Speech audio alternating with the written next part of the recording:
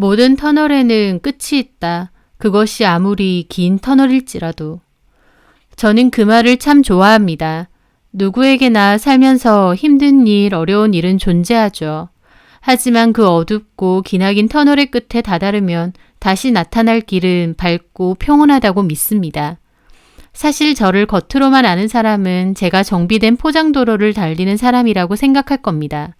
사업하시는 아버지 밑에서 여유있고 부족함 없이 잘 커왔거든요. 아버지는 스포츠 의류 브랜드 사업을 운영하세요. 전문가용으로 특화되어 있는 브랜드고 꾸준한 수요가 있었죠. 저 역시도 대학 졸업 후에는 아버지 밑에서 일을 계속 해왔고요. 살면서 취업 걱정도 없고 돈 걱정도 없고 아버지 사업까지 나중에 물려받을 수 있다 보니 저보고 금수저까지는 안 돼도 은수저 정도는 물었다면서 부러운 인생이라는 소리도 많이 들었어요. 하지만 마냥 좋기만 한 삶이 어디 있겠나요? 누군가는 부러워하는 제 삶에도 어둡고 컴컴한 터널도 여러 번 있었습니다. 가장 긴 터널은 어머니가 돌아가셨을 때입니다. 제가 고등학교 때 오랜 투병 생활을 하시던 어머니가 돌아가셨어요. 그때 당시에 저는 참 어렸고 너무 힘들었습니다. 기댈 만한 형제도 없었고 아버지는 늘 바쁘셨고 저에게 엄마는 곧 세상이었는데 그런 엄마가 저를 떠나셨으니까요. 오랫동안 정말 힘들었습니다. 하지만 시간이 흐르면서 또 엄마를 위해서라도 힘을 내서 살아가자 생각하면서 그렇게 마음을 고쳐먹고 살았습니다. 또 20대 때 친하게 지내던 친구가 저한테 사기를 쳐서 돈을 크게 떼먹은 적도 있었습니다. 돈보다는 믿었던 사람에게 받은 배신감이 참 크더라고요. 저 역시 이런저런 힘든 일도 종종 있었지만 그래도 제 상황 정도면 운이 좋은 편이었죠. 저도 그런 걸 잘 알고 있기에 항상 감사한 마음을 가지며 아버지 회사에서 일을 했고요. 그러다가 그 남자를 만나게 되었습니다. 그 남자는 저의 친한 친구 후배였어요. 친구가 사무실을 열게 되면서 오픈 축하를 해주려고 갔다가 그 남자와 처음 만났습니다. 본 건 처음이라도 친구한테 몇 번 얘기는 들었던 터라 편하게 대화를 주고받았어요. 마치 전부터 알던 사이처럼요. 그 남자는 저보다 5살 연하였고 축구 교실을 운영한다고 했습니다.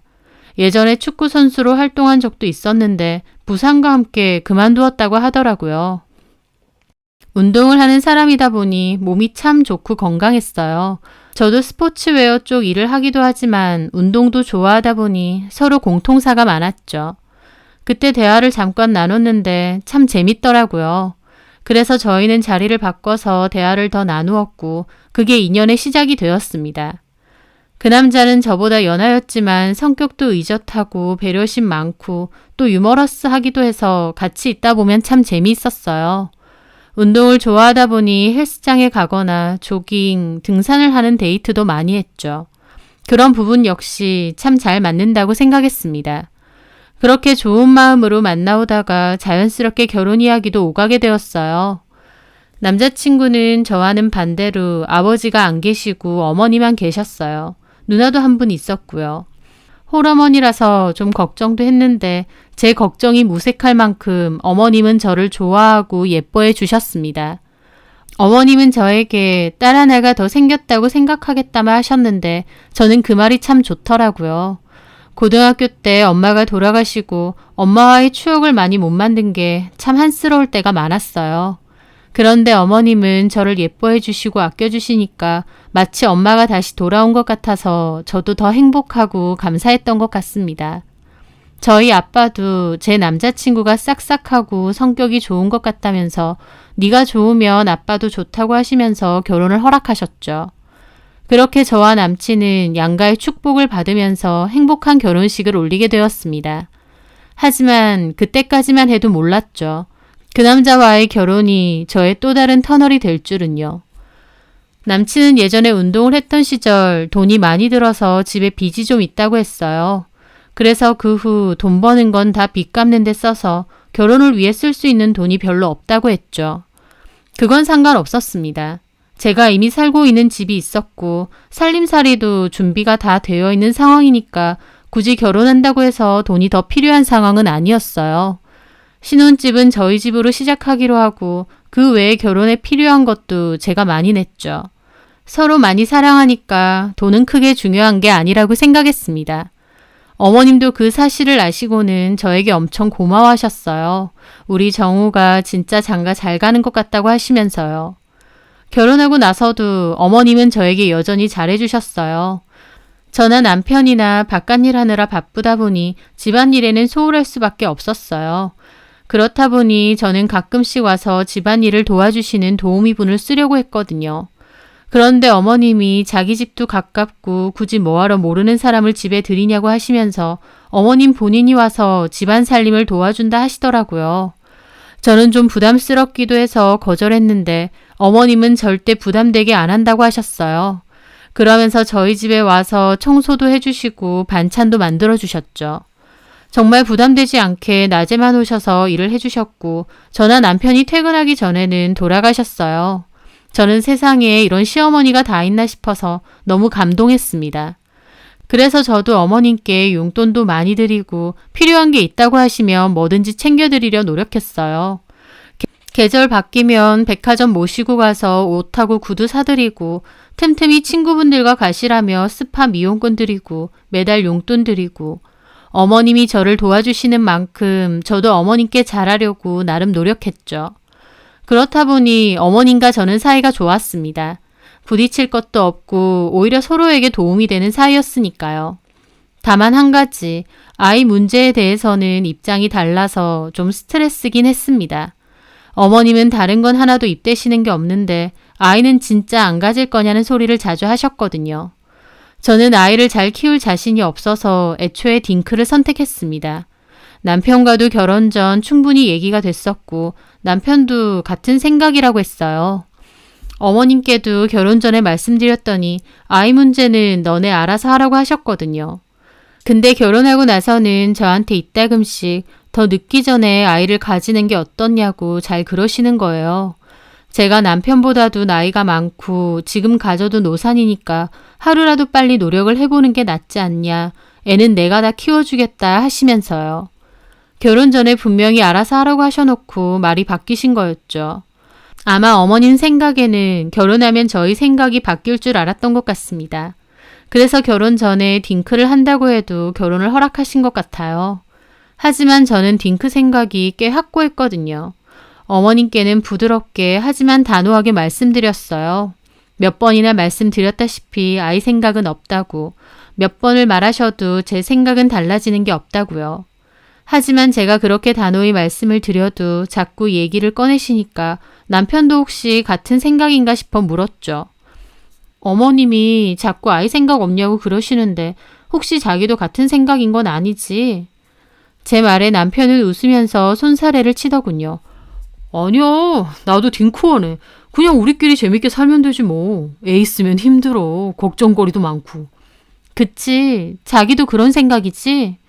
그럼 엄마가 그렇게 하시는 건 그냥 엄마 생각이셔. 엄마 입장에선 손주 보고 싶으셔서 그러는 거니까 자기가 이해해줘. 알았어. 남편도 여전히 같은 생각인 것 같아서 그나마 안심이었어요. 어머님이 자꾸 아기 타령을 하시는 게 힘들 때도 있었지만 그래도 이해했습니다. 어머님 입장에선 당연히 손주를 보고 싶으실 테니까요. 그래서 어머님이 아기 얘기하실 때마다 저도 최대한 심기를 거슬리지 않게 좋게 말씀드렸고요. 그렇게 결혼 생활은 시간이 흘렀습니다. 결혼 생활 자체에는 문제가 없었는데 문제는 아버지의 사업체였어요. 저희 아빠께서 저 결혼할 때쯤 화장품이나 헬스케어 건강식품 쪽 사업으로도 확장을 원하셨어요. 저는 지금 하는 사업에만 신경 쓰자고 했지만 아버지는 좀 더 큰 포부가 있으셨고 좀 무리해서 영역을 확장시켰습니다. 하지만 아버지의 기대와 달리 사업은 좋은 반응을 얻지 못했고 갈수록 어려워졌습니다. 제가 결혼하고 3년 정도 지났을 무렵부터 영업이익에서는 적자가 계속되었어요. 그래도 꾸역꾸역 버티셨지만 제 결혼이 5년 차에 접어들었을 무렵 회사 상황은 몹시 악화가 되었습니다. 그나마 버티던 기존 사업의 존폐 문제까지도 거론이 될 정도였죠. 아버지는 뒤늦게 건강식품 관련 사업은 중단하셨지만 이미 회사 상황은 몹시 안 좋았습니다. 그렇다 보니 저도 아버지도 정말 힘든 시기였어요. 이런 이야기는 당연히 남편도 알고 있었죠. 하루는 제가 술을 마시면서 남편에게 말한 적도 있어요. 요즘 회사 사정이 몹시 안 좋다고, 어쩌면 문 닫을지도 모르겠다고요. 남편은 몹시 놀라더군요. 아니, 무슨 구멍가게도 아니고 그렇게 작은 사업체도 아닌데 문 닫는 얘기까지 나올 정도야? 많이 안 좋네.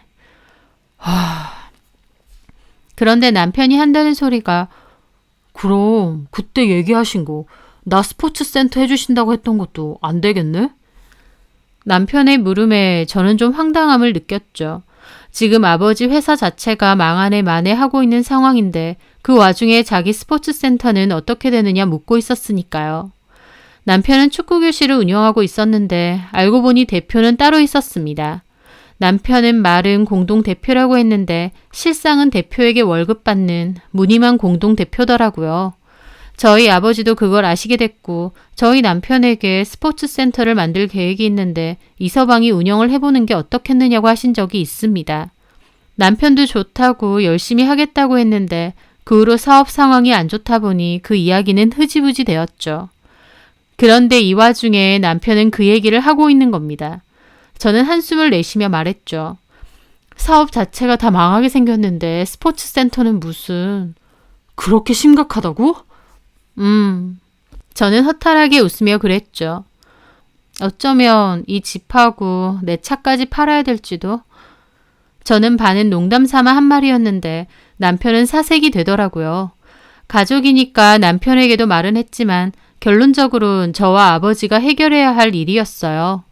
그렇게 아버지와 저는 힘들어지는 회사 일로 아등바등 하고 있을 무렵이었습니다. 회사 일로도 힘든데 그맘때쯤 남편도 제 속을 썩이기 시작했습니다. 원래도 노는 거 좋아하고 친구들 만나는 거 좋아하는 성격이긴 했지만 그때쯤 유난스럽게 밖으로 돌더라고요. 집에 안 들어오는 날도 부지기수였고요. 제가 술 먹고 친구들 만나는 거 다 좋지만 잠은 집에 와서 자야 되는 거 아니냐고 따졌는데 남편은 저에게 미안하다고 하기는커녕 오히려 왜 이렇게 잔소리야? 네가 내 엄마야? 우리 엄마도 안 한 잔소리를 왜 네가 이렇게 하냐고. 그러는 겁니다. 자기 요즘 왜 그래? 맨날 밖으로 나가서 연락도 잘 안 되고. 애가 없어서 그런가 보지 뭐. 뭐? 애라도 있었으면 꼬박꼬박 집에라도 올 텐데 솔직히 무슨 낙으로 집에로 오냐? 애 얘기가 여기서 왜 나와? 서로 충분히 상의해서 결정한 문제잖아. 제 말에 남편은 코웃음을 쳤죠. 상의는 무슨, 너는 이미 그러겠다고 결정을 내리고 나한테 통보한 거잖아. 자기도 그러고 싶다며. 네가 애 안 낳을 거라고 했으니까. 그렇게 안 하면 결혼 안 한다 했으니까. 그래서 나도 적당히 그러자고 했지. 근데 어떤 남자가 지 새끼 싫다고 그러겠냐? 결혼했으면 당연히 내 새끼 하나쯤은 갖고 싶지. 저는 기가 막혔습니다. 결혼 전에 충분히 서로 상의를 했었던 문제였습니다. 또 결혼 후에도 여태까지도 아이 가지는 문제에 대해선 자기도 저랑 똑같은 의견이라고 했어요. 그런데 이제 와서 갑자기 자기는 애가 갖고 싶었는데 저 때문이라고 하는 겁니다. 그리고선 또 한다는 소리가 됐다. 뭐 가지고 싶다고 가져지냐? 자기 나이도 있는데. 내일 임신해도 노산하냐? 남편은 그맘때쯤 마치 딴 사람이 된 것 같았습니다. 그전에는 그렇게 착하고 제 얘기에 귀 기울이던 사람이 그맘때는 작정하고 시비를 거는 사람처럼 굴었으니까요. 솔직히 저도 사람이고 눈치가 있는데 저희 아버지 사업이 힘들어지기 시작한 때부터 남편이 변했다는 것은 저도 느끼고 있었습니다. 설마 했는데 남편의 행동은 갈수록 심해지더라고요. 그렇게 남편과는 자주 싸우게 되었고 남편은 그럴수록 더 밖으로만 나돌았어요. 그러던 와중 술집에서 돈을 엄청 긁은 사실까지 알게 되었습니다. 제가 알아보니 여자 나오는 술집이더군요. 남편은 작정한 듯 엇나가고 있었습니다. 제가 내역서를 가지고 가서 따졌는데 남의 카드 내역서는 왜 보느냐 오히려 큰 소리 치더군요. 진짜 너무하네. 이제 눈치도 안 보고 이런 데 가니? 도대체 이런 이유가 뭐야? 이유는 뭔 이유야? 마음이 적적하고 외로운데. 그런 데 가면 여자들이 얼마나 비위도 잘 맞춰주고 재밌게 해주는데. 나는 당신 비위 맞춰준다고 고생하는데 누군가 내 비위도 맞춰줘야 되지 않겠어? 네가 언제 내 비위를 맞춰줬어? 많이 맞춰줬잖아. 그만하면. 톡 까놓고 나보다 나이도 많고 얼굴이 예쁘기래. 몸매가 좋기래. 솔직히 통 크고 시원시원하고 성격 좋아서 나도 좋아했는데 이제 와서 보니 맨날 잔소리에 바가지에 지겹다 지겨워 아주. 아주 막 나가네. 말 다 했어? 아니? 하고 싶은 말 엄청 많은데 참고 또 참는 거야. 저는 참담한 기분을 느끼며 말했죠. 나랑 갈라서고 싶어서 이래? 남편은 아무런 대답이 없었습니다. 대답 없는 남편을 보니 그제야 확실히 알겠더라고요. 이 남자 나랑 갈라서고 싶구나 라는 것을요. 갑작스럽게 변한 태도를 보며 저는 남편에게 여자가 생겼을지도 모른다는 생각이 들었어요. 저희 집 사업도 어려워지고 따로 여자도 생겨서 그 핑계로 헤어지고 싶은 건가 싶었죠. 저는 고민 끝에 남편 폰에 스파이 녹음 어플을 깔게 되었습니다. 돈을 주고 사는 어플인데다 이혼 상담 카페에서 암암리에 판매되는 어플이더라고요. 저도 남편과의 갈등 때문에 방법을 찾고자 이혼 상담 카페에 가입했다가 그 어플의 존재를 알게 되었고 돈을 주고 사서 남편 폰에 몰래 설치를 하게 된 거였습니다. 남편이 하는 통화 내역이 자동으로 녹음이 돼서 제 폰으로 오는 어플이었죠. 가격은 꽤 비쌌지만 증거 수집용으로 쓰는 사람들이 간혹 있는 것 같았어요. 저는 그걸로 남편이 바람을 피는 증거가 있다면 잡아내려고 했어요. 그런데 막상 제가 알게 된 건 남편이 바람을 피는 것보다도 더 충격적인 내용이었습니다. 바로 남편과 어머님의 통화 내역이요. 너 어떻게 할 거야? 사돈네 사업 완전 망해가고 있다며. 몰라. 뭐야 완전. 사업 잘 되는 거 하나 보고 좋다구나 장가 보냈더니 알고 보니 그것도 아니었네. 내가 들어보니까 지영이 걔네 아빠가 뭐 다른 사업한다고 일 벌였는데 그게 돈 먹는 귀신 된 지 오래됐다며? 그러니까 그냥 하던 거나 똑바로 하지. 뭔 다른 사업을 또 한다고. 세상에 그런 줄도 모르고 좋다구나 잘해졌네. 다 망해가는 집인 줄도 모르고. 저는 그 대화를 듣는데 너무 놀랐습니다. 제가 평소에 아는 어머님의 말투가 아닌 것도 놀랐고 또 철저하게 저희 집 사업과 돈만 보고 이 결혼을 허락하셨다는 것도 놀랐죠. 길게 볼 것도 없어. 애도 없는데 갈라서. 엄마도 그렇게 생각하지? 나도 그래. 금방 가라앉을 배에 뭐하러 타고 있냐? 아니다 싶으면 헤엄을 쳐서라도 빠져나와야지.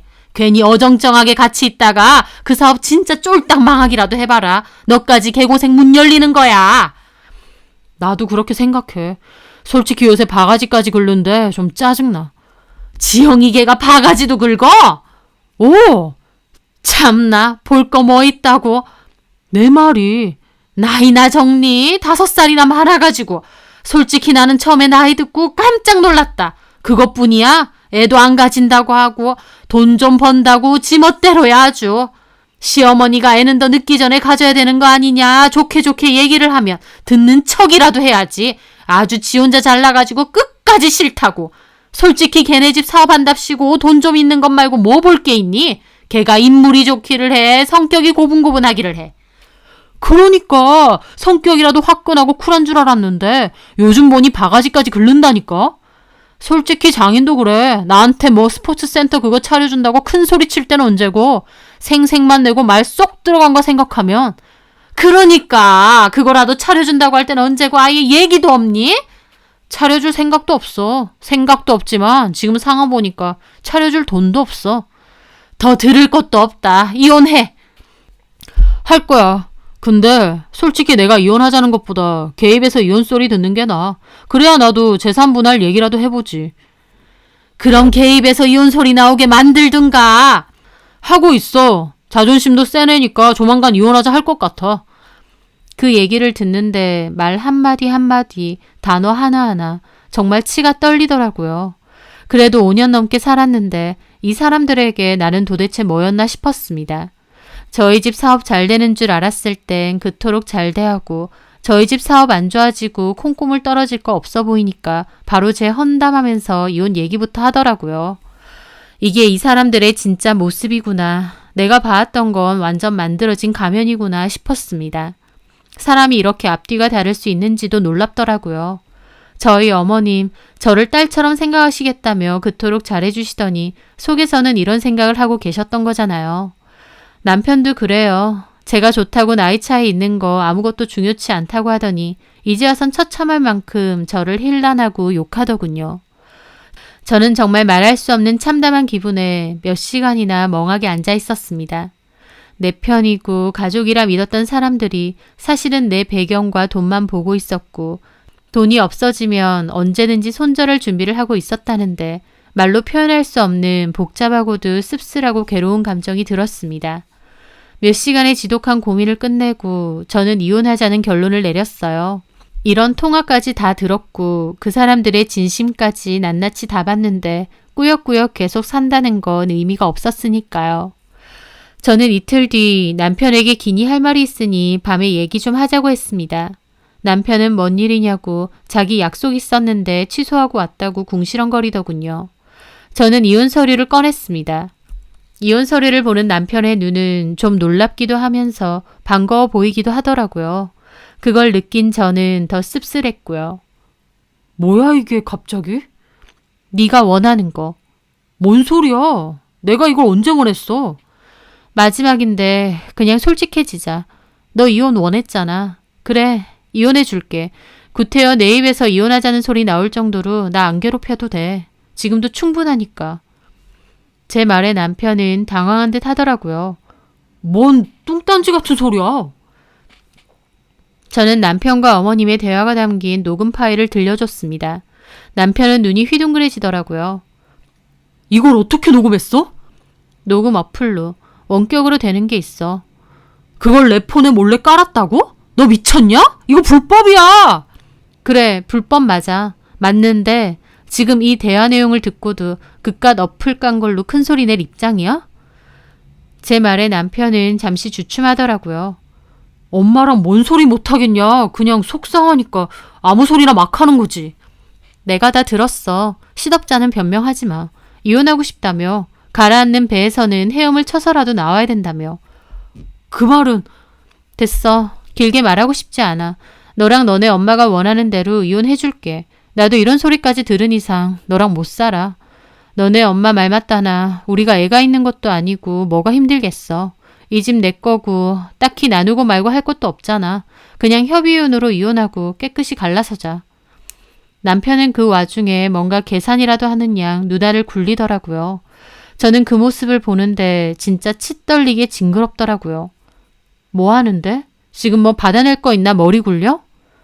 너는 무슨 말을 그따위로 해? 원하는 대로 해준다니까? 여기 사인이나 해. 너는 이혼이 뭐 그렇게 쉽냐? 해달라며. 이제 와서 왜 그러는데? 짱구 돌리지 마. 톡 까놓고 불법이든 뭐든 나 이거 까고 너 유책으로 소송 걸 수도 있어. 근데 그렇게까지 하고 싶지도 않아. 너랑 이런 문제로 길게 다투고 싶을 만큼의 에너지도 없어. 그러니까 깨끗이 이혼하자고. 남편도 아무 말이 없었습니다. 그리고는 도장 들고 와서 찍더라고요. 그래, 좋아. 이혼하자. 서로 이렇게 된 마당에 같이 사는 거 의미 없잖아. 그래, 내가 접수할게.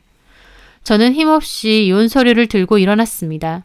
그런데 남편은 제 뒤통수에 대고 그까지 통화 내용 듣고 배신당했다 어쩌다 생각하지 마. 솔직히 엄마도 속상하니까 그렇게 말하실 수 있어. 끝까지 저러더군요. 최소한 사람이면 미안하다 한마디는 할 줄 알았는데요. 저도 돌아서서 말했죠.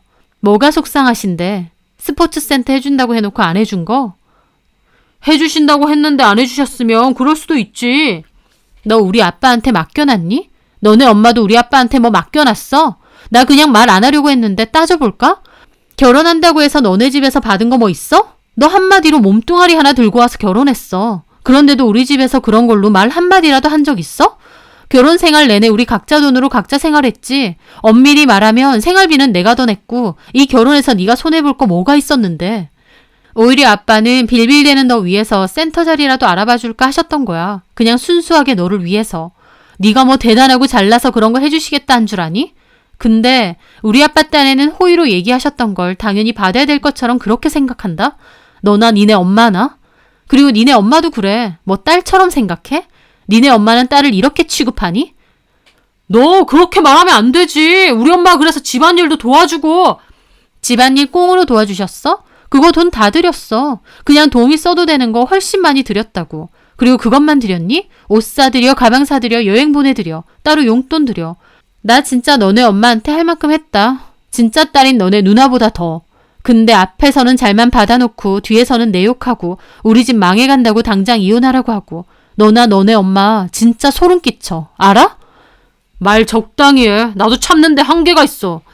참는 게 아니라 할 말이 없겠지. 내가 틀린 말 한 게 없으니까. 적당히 하라고! 그래, 그만하자. 이미 끝난 마당에 너랑 입씨름 하는 것도 입 아파. 최대한 빨리 끝내자. 이 집에서 네 짐 챙겨서 나가주고. 저는 그렇게 말하고 방을 나섰습니다. 그래도 5년 동안 부부로 살아왔는데 그 끝이 참 허무하고 서글프더라고요. 나를 가족으로 생각은 했는지 아내로서 나를 사랑한 적은 있는지 싶기도 했지만 또 한편으론 이미 끝났는데 그게 뭐가 중요한가 싶어서 생각을 접기로 했습니다. 그렇게 저희는 빠르게 이혼을 했어요. 애초에 협의할 것도 없는 상황인데다 둘 다 빠른 이혼을 원했다 보니 조정기간 끝나고 바로 끝이 났죠. 회사 일은 여전히 안 좋고 저는 이혼을 하고 아버지도 힘들어하시고 그때 저도 사는 게 참 막막하고 힘들었습니다. 끝이 보이지 않는 터널 속에 갇혀 있는 것 같았죠.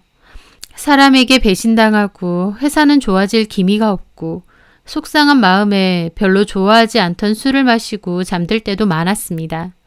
하지만 그럼에도 생각했어요. 모든 터널의 끝은 있다고요. 힘들지만 그래도 열심히 살아보자고요. 힘든 상황에서도 언젠간 잘 될 거라는 어떤 믿음이 있었던 것 같아요. 그런데 그때쯤 정말 제 믿음에 대한 보답처럼 기적 같은 기회가 찾아왔습니다. 헬스클럽 체인을 운영하는 회사에서 망해가던 저희 회사에 M&A를 제안한 거였죠. 그 헬스 체인은 유명 인사들 다이어트 성공으로도 유명한 곳이었고 전국적으로 체인을 보유하고 있었어요. 헬스 체인에서 미용 및 스포츠웨어 분야로도 영역을 활발히 넓히고 있는 중이었고 계속 눈여겨보던 저희 회사에 합병 제안을 한 것이었죠. 다행히 좋은 조건으로 이야기가 잘 오가게 됐고 저희 아빠 회사의 지분 60%를 그 회사에서 인수하게 되었습니다. 저희 아빠와 제 자리는 유지하는 조건으로요. 그러면서 우리 회사 기술력과 기존 고객을 유지하되 그 회사에서 가지고 있는 영업력과 확장력을 이용해 적극적인 마케팅을 펼쳤죠. 전반적인 경영의 변화가 있었지만 다행히 변화의 결실이 있었는지 회사 상황은 크게 호전이 되었습니다. 한마디로 말해 기사회생으로 저희 회사가 살아나게 된 것이었죠. 저희 회사도 다시 활발하게 사업 운영이 되었고 아빠나 저도 원래 있던 직원분들도 다시 바쁜 나날들을 보내게 되었습니다. 다시 찾아온 기회인 만큼 더 열심히 일했던 것 같습니다. 그렇게 매일매일 바쁘게 2년 정도의 시간이 지났을 때였어요. 저는 팀원 2명과 외근을 갔다가 자주 가던 카페에 들려 커피를 사게 되었습니다. 팀 사람들 것까지 좀 넉넉하게 커피 주문을 해서 기다리고 있는데 그곳에서 하필 전 남편을 마주하게 된 것이었어요. 사실 그 카페는 전 남편의 단골이기도 해서 전 남편도 자주 가던 곳이었거든요. 그래도 그 전까지 마주치는 일이 없었는데 그날은 딱 마주친 겁니다. 서로를 알아봤고 저는 몹시 떨떠름했습니다. 그냥 모른 척 하고 싶은데 전 남편은 저를 훑어보면서 다가오더라고요. 오랜만이네? 저는 속으로 왜 아는 척 하나 생각하며 그냥 대충 인사했습니다. 너 신수가 좋다. 여긴 커피 마시러? 그 사이에 저희 커피가 나왔고 팀원들이 커피를 챙겼어요. 많이 사네? 회사 들고 갈 거? 회사 어때? 그땐 많이 어려웠잖아. 저는 그냥 나가려다 그 말에 일부러 또박또박 대답해줬습니다. 못 들었나 보네. 뭘? 회사 안 망했어. 안 망한 게 아니라 실적 엄청 좋아. 예전보다도 더. 제 말에 전 남편도 몹시 당황하더라고요. 그래? 잘 됐네. 걱정했는데. 걱정했니? 그럼. 저는 코웃음이 나오는 걸 참고 말했습니다. 그럼 가볼게. 바빠서. 참. 그리고 앞으로는 우연히 봐도 그냥 아는 척 말자. 솔직히 우리가 그렇게 좋게 헤어진 것도 아니잖아. 저는 그렇게 말하고 그 카페를 빠져나왔습니다. 카페 앞에 대놓은 차에 팀원들과 올라타려는데 고개를 돌려보니 남편은 여전히 저를 보고 있더라고요. 제 차가 벤츠 SUV인데 그걸 가만히 보고 있는 것 같았죠. 참 끝까지. 저는 고개를 가로저으며 차에 올라타서 출발했죠. 그 후 전 남편을 소개시켜줬던 친구에게서 전화가 왔어요. 야, 나 얼마 전에 네 전 남편이랑 술 먹었잖아. 연락 와서 너에 대해서 꼬치꼬치 물어보는 거야. 그래서 내가 얘기해줬거든? 아, 그래? 너네 사업 다시 잘 되냐면서. 그래서 내가 그랬지. 걔네 회사 완전 기사회생해서 그전보다 더 잘 나간다고. 그렇느냐 하고 전화 끊었는데 그 후에 갑자기 찾아온 거야. 술 사달라고. 사주기 싫었는데 엄청 속상해하고 얼굴도 안 좋길래 근처에서 맥주 한 잔 사줬거든. 근데 술 대사 한다는 소리가 그때 분명히 너네 회사 망해가고 있었고 집까지 팔아야 된다 어쩐다 했는데 어떻게 그렇게 다시 잘 됐냐면서. 이럴 줄 알았으면 그냥 가만히 있을 걸 그랬다는 거야. 그거 듣는데 얼마나 뻔뻔하던지. 아예 나를 대놓고 호구 취급이네. 그러니까 안 망할 줄 알았으면 이혼 안 했다 그거잖아. 내가 듣는데 진짜 가짜라서. 근데 그 인간이 뭐라고 하는지 궁금해서 더 들었거든. 그랬더니 지네 엄마랑 완전 대판 싸우고 왔댄다. 왜 잘 사는 사람 꼬드겨서 이혼하게 만드냐고. 그랬대? 걔네 엄마도 이혼하려고는 했는데 결론적으론 지가 하고 싶어 했어. 나도 너한테 들어서 알잖아. 근데 지네 엄마 탓하면서 지네 엄마 때문에 자기는 이혼남 되고 죽도 밥도 안 됐다고. 그냥 가만히 있었으면 사업 풀리고 나서 센터도 차려주고 했을 거 아니었냐면서. 지네 엄마한테 완전 핫풀이하고 왔나 보더라. 아휴, 못 나가지고. 그 얘기를 듣는데 끝까지 찌질하다 싶고 그때 헤어진 게 정말 잘한 일이구나 싶더라고요.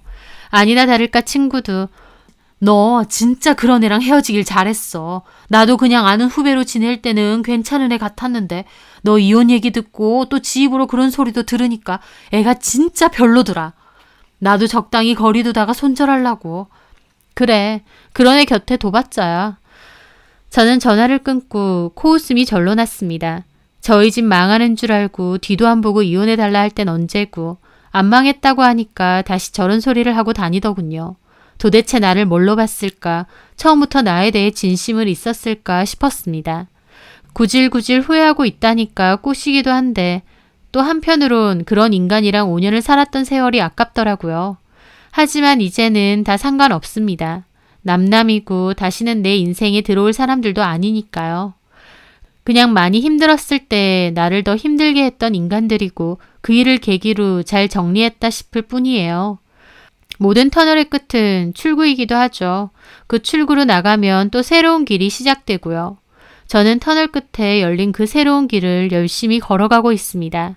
뒤돌아보지 않고 쓸데없는 데에 눈 돌리지 않고 제 앞길만 똑바로 보며 열심히 걸어가려 합니다. 그리고 사람 보는 눈도 좀 길러야겠다 싶어요. 어둡고 긴 터널에서 내 손을 잡아줄 수 있는 사람인지 아니면 지 혼자 살겠다고 내 손을 뿌리치고 도망가는 사람인지 말이죠. 언젠가 제 곁에 누군가가 또 나타난다면 다른 것보다 이 사람이 진실한 사람인지 아닌지를 가장 먼저 보려고 합니다. 사실은 그게 제일 어렵기도 하겠지만요.